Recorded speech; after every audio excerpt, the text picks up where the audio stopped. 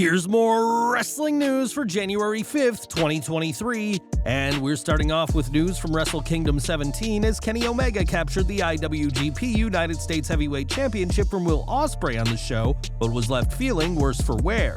During the match, Omega's eye started swelling up, leaving some fans worried he may be injured, but that isn't the case. In a tweet, Dave Meltzer said that Omega was good after the match and that his eye was swelling from a cheeky Nando's kick by Ospreay, but there's no breakage or long-lasting damage. In that same tweet, Meltzer added that Kazuchika Okada was also doing okay, as the new IWGP World Heavyweight Champion was pushed to the limit by the now former champion Jay White. Despite his swollen eye, Omega is set to team with the Young Bucks in an Escalera de la Muerte match against Death Triangle on next week's episode of AEW Dynamite. This will be the final and deciding match in the Best of 7 series for the AEW World Trios Championships, and thankfully his eye shouldn't be a problem for this all-important title match. Next week's match will be a huge one for Omega and his tag team partners, the Young Bucks, but no matter the result, expect to see more of the Bucks in the coming years.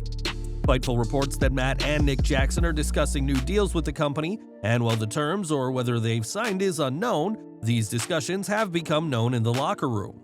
Sources who spoke to Fightful said that these new deals are expected to keep the Bucks around for quite some time.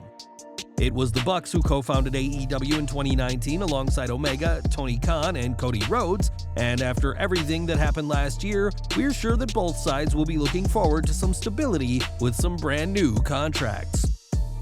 One of the biggest problems with social media is that it gives people a free ticket to harass and troll people, and that can be especially difficult when you're a well-known wrestler. Alexa Bliss has had more than her fair share of bad experiences on social media, with people even using her name and likeness to commit scams, and now she's had enough. In her most recent tweet, Bliss spoke about wanting to focus on her mental health and has therefore locked her Twitter account, and we hope that this hiatus will do the Raw superstar a world of good.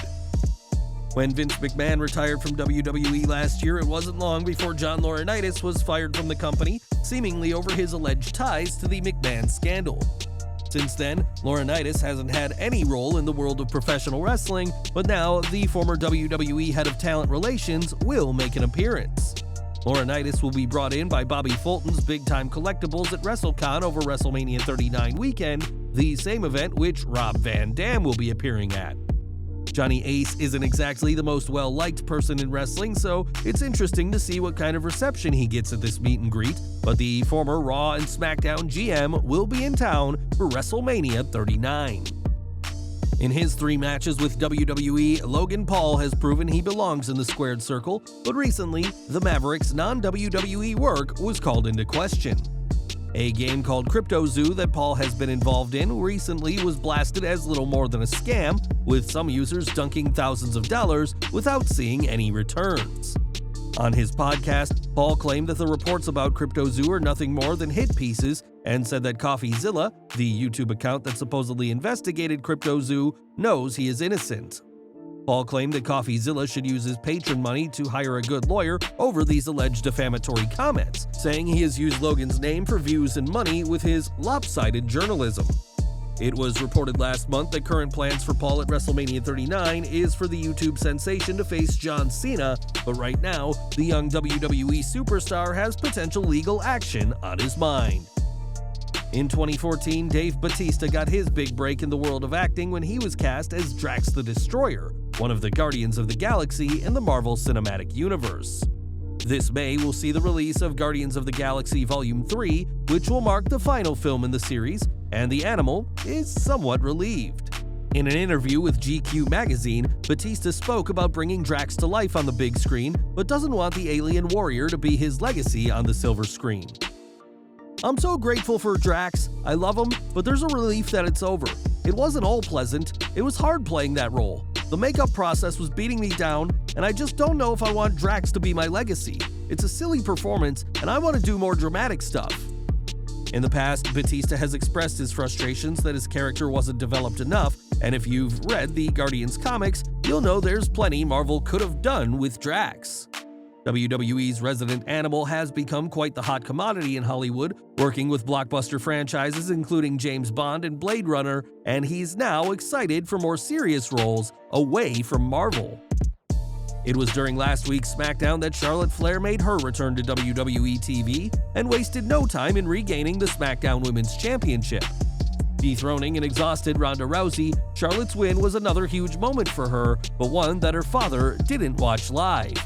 During his To Be the Man podcast, Ric Flair explained how he was backstage at SmackDown but left the show early, as he had no idea his own daughter would be returning. It was only while he was out drinking with some hockey players that he learned of Charlotte's return and victory in what must have been a bizarre moment for the two-time Hall of Famer. Speaking about his time at SmackDown, Ric said he was pleased to see John Cena and Roman Reigns, and added that he feels like part of the WWE family once again.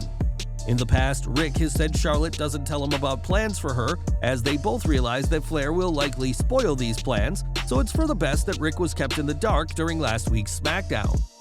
In 2022, Shawn Michaels is one of the most respected and level-headed people you will find in wrestling, but we all know that he wasn't always this way.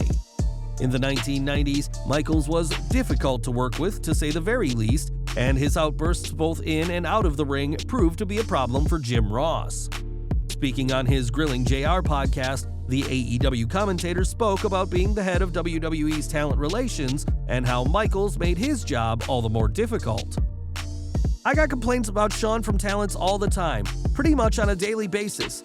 The talents also knew that Shawn had such a connection with Vince McMahon that they can only push that issue so far. And then it runs into Vince's judgment call, and you're basically telling Vince, you're making a huge mistake, you don't know what you're doing, blah blah blah." Michaels recently confirmed that his days in the ring are well and truly behind him, which will come as a relief to many, and now the head of NXT has put away his bad temper to focus on creating the next generation of WWE superstars. Now in January 2018, WWE hosted their Raw 25th anniversary show, which saw an appearance from D-Generation X. That segment saw the Legends, alongside Finn Balor and The Club, dismantle the Revival, which has proved to be an issue for Dax Harwood all these years later. Recently, Harwood spoke about the segment, saying he didn't receive even as much as a thank you from DX, which has got a somewhat mixed response from one of the group's members. On his Oh You Didn't Know podcast, Road Dogg said that he's sorry for not thanking FTR, adding that it isn't like him to show respect to others. Road Dogg's message then turned somewhat sour, asking why Harwood needed to be thanked for doing his job, and said that in a way, he should be the one being thankful, as Harwood was able to share the ring with a bunch of legends. Road Dogg said he'd love to be a guest on Harwood's podcast and would love for Dax to be a guest on his, but with comments from the Hall of Famer that his career made money and Harwood's Pops the Boys, it may be a while yet before the two make amends. In the history of tag team wrestling, there have been some duos that have reached higher heights than the rest, with teams like the Road Warriors, the Hardys, and the Dudleys coming to mind. The Young Bucks have certainly been an impressive tag team for many years, but do they deserve a spot on the Mount Rushmore of tag team wrestling? Dax Harwood believes so. On his podcast, Harwood said that his Mount Rushmore would certainly include Matt and Nick Jackson, but do you feel the same? And who makes up your top 4 tag teams? Let us know in the comments. Arn Anderson knows all about being part of a team, as he worked for years as part of the legendary Four Horsemen, but his career in the ring has taken a toll. It would be a shoulder injury that would ultimately end Arn's career once and for all, and during the latest episode of his podcast, Anderson recalled the physical limitations he has had to deal with after his surgery. Throw a baseball, throw a frisbee, go to a batting cage, hit some baseballs, anything normal. People don't understand when you're left-handed and that hand is suddenly paralyzed at the age I was, at 37. You can't teach yourself how to write right-handed at that advanced age. You pull through a drive-thru, you roll down the window, you just can't reach out and grab the cup. I can't hold it. I have to take off the seatbelt, reach across, get it, bring it back in, set it down. I can't do a button on this side, can't do a button on a shirt. I have to button it, slip it over my head. Day-to-day things you would never think about, I can't do anymore. I used to love to get my boys out in the backyard and just pitch a baseball. Done. Speaking about signing autographs, Anderson that he had to brace the pen on the page, but said that fans are considerate and many just chalk it up to poor handwriting.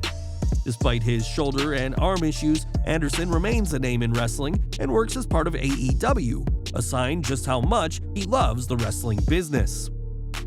And we're ending today with Dustin Rhodes, whose lengthy career as a wrestler will come to an end this year. Rhodes has said that 2023 will be his final year in the ring, and Tony Khan has shared his appreciation for the artist formerly known as Goldust. On the Sports Guys Talk Wrestling podcast, Khan praised Rhodes as one of the best pro wrestlers of his lifetime and said that Rhodes has been in better shape over the past 10 years than he was in the 10 years prior. Khan added that in his opinion, Rhodes could continue on wrestling for many, many years, but it's ultimately a decision only the former WWE superstar can make. The AEW president concluded that Rhodes is a tremendous wrestler who had done a lot for AEW both on and off screen since his arrival in the company. Rhodes' wrestling career may be wrapping up, but it is believed he'll remain with AEW in a backstage coaching role, helping shape future wrestlers with his decades of experience.